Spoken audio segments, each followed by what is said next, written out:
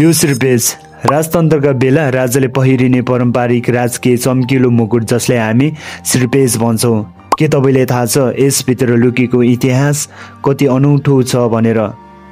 यो श्रीपेशमा 3000 भन्दा बढी रत्न, 723वटा हीरा, 2372वटा मोती, 48 एमराल्ड र 16 रुबीले यस चम्किलो श्रीपेश बनेको छ।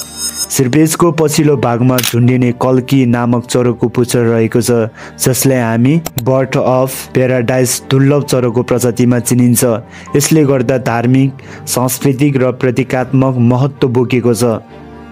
कल्की चरोको पुच्छरका बाहेक सबै श्रीपेशको भागमा बहुमूल्य रत्न, हीरा, मणिक, पर्ल, मोती, नवरत्न, सुन, चाँदी जडित छ भने श्रीपेशको कुल तौल करिब 2 किलोको हाराहारीमा छ। पूर्व राजा ज्ञानेन्द्रले 2065 जेठ 21 गते नारायणहिटी दरबार छोड्दा तत्कालीन गृहमन्त्री कृष्ण सिटौलालाई श्रीपेश जिम्मा लगाएका थिए। रहस्यमय कुरा त यो छ कि यस श्रीपेशमा बहुमूल्य वस्तुहरू किन प्रयोग गर्यो भन्ने तपाईँको मनमा लाग्न सक्छ। यस श्रीपेशमा रहेको बहुमूल्य रत्न, हीरा, मणिक, पर्ल, मोती, नवरत्न, सुन, चाँदी र कल्की चरोको पुच्छर यस बहुमूल्य वस्तुहरू र सांकेतिक श्रीपेशमा भएको रत्नहरूको महत्त्व रहेको छ। यो श्रीपेश केवल एउटा मुकुट मात्र होइन, यो एउटा सम्पूर्ण राजधर्म फिलोसोफी अफ किङशिपको प्रतीक हो। यसले एउटा आदर्श शासकमा रहनुपर्ने गुणहरूलाई जनाउँछ।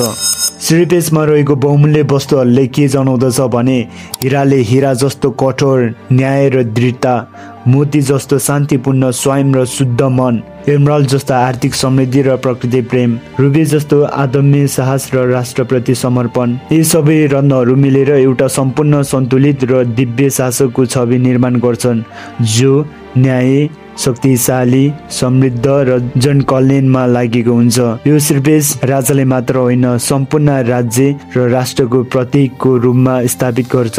यो श्रीपेश कुन राजाको पालामा निर्माण भयो, यसको डिजाइन कसले गर्यो, यो कुरा अझै रहस्यमय नै छ। राजेन्द्र विक्रम शाहले सबैभन्दा पहिले श्रीपेश पहिरिन आरम्भ गरेका थिए।